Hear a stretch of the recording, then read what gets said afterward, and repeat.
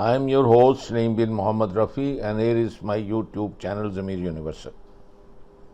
Still time for Israel, the illegitimate state, just now declared every settlement, right going back to almost 1 century, illegal, and especially the settlers, which by Shamir and then followed by Natenyahu, the two most wanted criminals on this earth. The beasts, the animals, the war criminals, baby killers, that every person who came here was the scum of the society, the womanizer, the alcoholics, the LGBT, the who are child molesters, the scum of the society, the dirtiest, the filthiest, the people who have no character, no religion, no faith, and Zionists don't believe in God. So you can understand that when they threw away the Palestinians, which thousands of years ago the land belonged to, the houses belonged to, the olive groves grow to, the grapes, all that agriculture, lush green area, the coastline, all those billions and trillions dollars of oil and gas reserves off the coast of Gaza.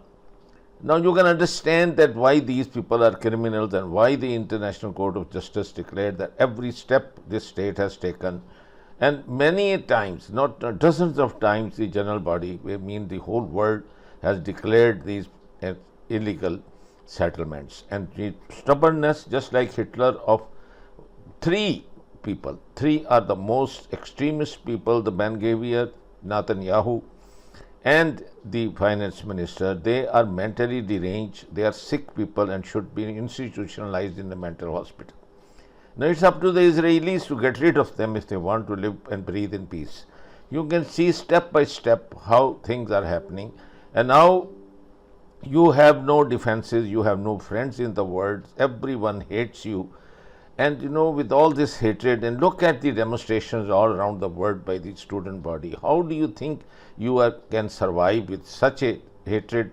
And look at the millions and millions of people in the center of, and in every capital of the world, including Asia, Africa, Middle East, Europe, United States of America, all Harvard, you can see all the universities of the United States of America, Paris, Canada, McGill, Montreal.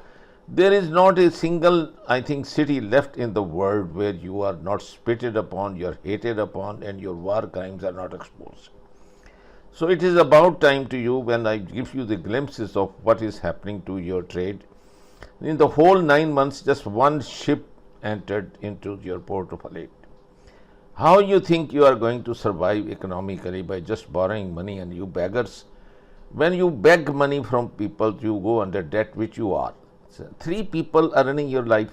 Aren't you ashamed? Can't you not get rid of them?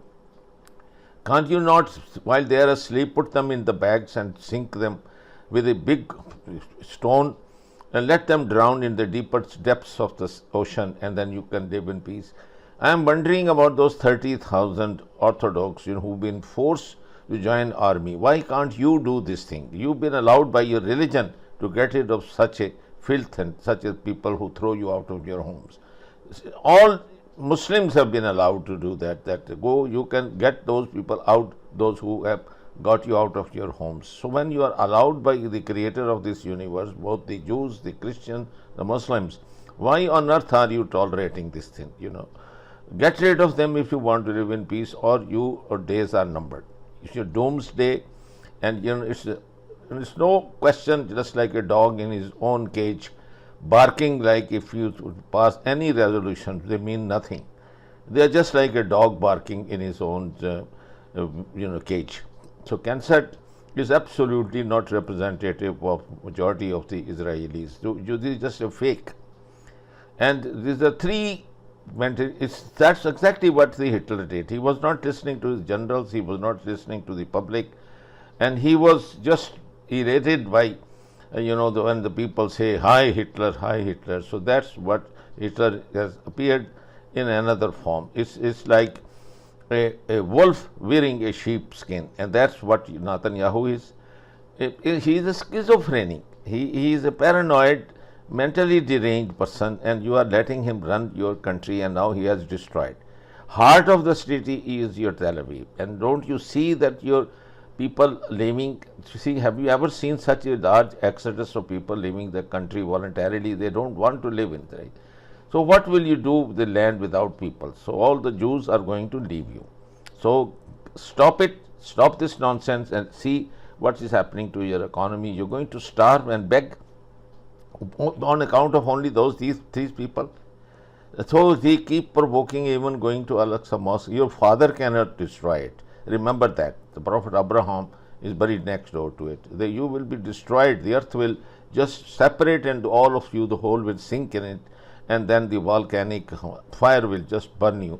Most of the heat and the deepest pits of the hell on earth. So for God's sake, get out of this and voluntarily just leave this country and let the Palestinians live in peace. On April 15th, people across 4 continents will launch an economic blockade in solidarity with Palestine. Through this coordinated mobilization, we will jam up trade choke points and disrupt the global economy. 30 cities and counting have joined the effort. This comes as Yemen is bombed to secure global trade routes, and billions of dollars continue to fund the occupation. The time has come to open up new fronts against the Zionist war machine. It's time for collective risk. The global movement for Palestine has been gaining unprecedented momentum. What is happening in Gaza is unbearable, and we know that symbolic actions are not enough. We must escalate. As Palestinians face one brutal atrocity after another, we've watched them respond with collective resilience and fortitude. They inspire us to action. Their pain is our rage. For this, we are organizing and coordinating, and on April 15th, we will disrupt global logistical hubs and will clog flows of capital worldwide. In Melbourne, Australia, Taipei, Taiwan, Genoa, Italy, Catalonia, Spain, Miami, Oakland, London, Athens, Greece, Detroit, Seattle, Montreal, and in dozens of other cities across the world, we will identify and blockade major choke points in the economy. We will focus on points of production and circulation with the aim of causing maximum economic impact. If one city faces police repression, other cities will extend or expand blockades in solidarity. We will not talk to the police. Solidarity is affinity, and we have each other's backs. For 75 years, Israel has operated with impunity, but the Zionist project must end now. Go to a15action.com for more information on how to plug in.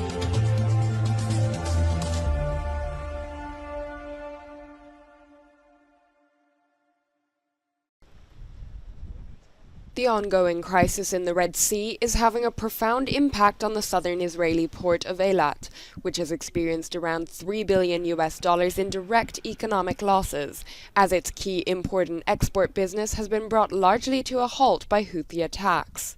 The port is southern Israel's only outlet to the Red Sea and one of the country's most critical trade ports. All the cargo that come to Eilat through Bab el-Mandab from the Far East, it's mean China, Japan, Korea, India, is not coming because the ships are afraid to go through Bab el-Mandab. So we don't have any ships anymore from the 1st of December. The port mostly deals in the import of automobiles and the export of potassium fertilizer to the Asia-Pacific region.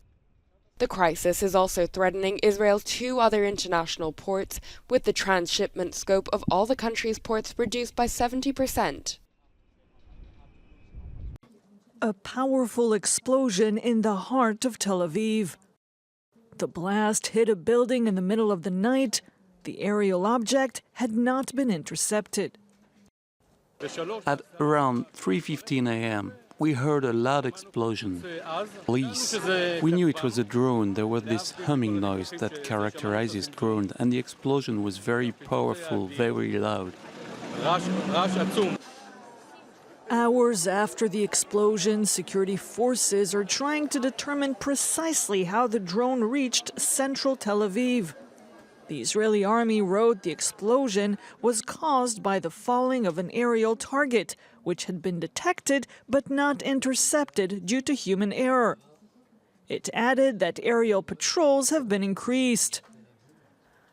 Houthi fighters in Yemen have claimed responsibility for the attack, saying they had targeted Tel Aviv and, quote, occupied Palestine.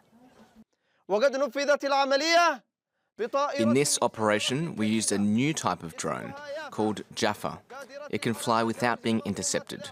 Radars cannot detect it. The Houthis have backed Hamas since the beginning of the war in October, saying they are acting to defend Palestinian rights. They've carried out various attacks on Red Sea cargoes and towards Israel. Most of the weapons were neutralized before. When those who are occupied refuse to submit, when they continue to resist, we drop all pretense of our civilizing mission and unleash, as in Gaza, an orgy of slaughter and destruction. We become drunk on violence. We kill with reckless ferocity. We become the beasts we accuse the oppressed of being.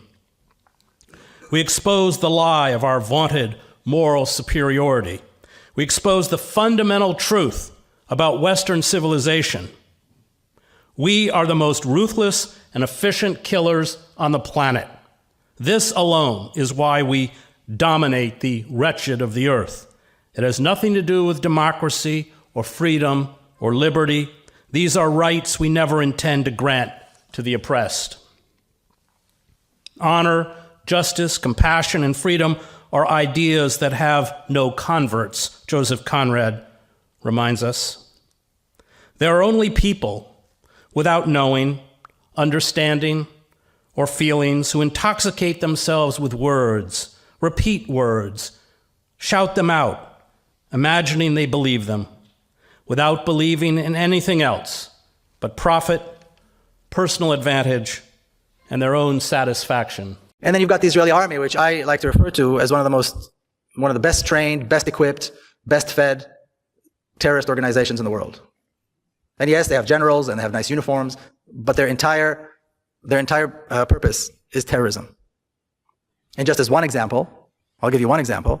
Almost exactly 4 years ago, as Israel began its attack on Gaza, September the 27th, 2008, at 11:25 in the morning, what I refer to as the most shameful day in the Jewish history. The most shameful day in the history of the Jewish people. Israel began carpet bombing Gaza, and on the first day of what was to be a 21-day attack, they dropped 100 tons of bombs. Okay, a 1-ton bomb will decimate an entire city block. Gaza is one of the most densely populated places in the world. 800,000 children live in Gaza. 11:25 is exactly the time when the morning school shift and the afternoon school shift change. So all the kids are in the streets. All the children are on the streets. That was the moment decided by the decision makers in Israel to begin the attack. I served in the IDF in the mid-1960s. The ultimate aim of all these policies to deny the Palestinians any independent existence in Palestine. Let me turn briefly to Hamas. Under international law, the Palestinians have the right to resist the occupation, and Hamas is the vanguard of this resistance. Israel is a reactionary and racist colonial power which relies on brute military force to impose its apartheid regime on the Palestinians. Israel is the main obstacle to peace, and I reject this motion with some vehemence. भूलें, उसके बाद bell button पे click करें और अपने comments के section में अपने कीमती जो ख्यालात का इजहार ज़रूर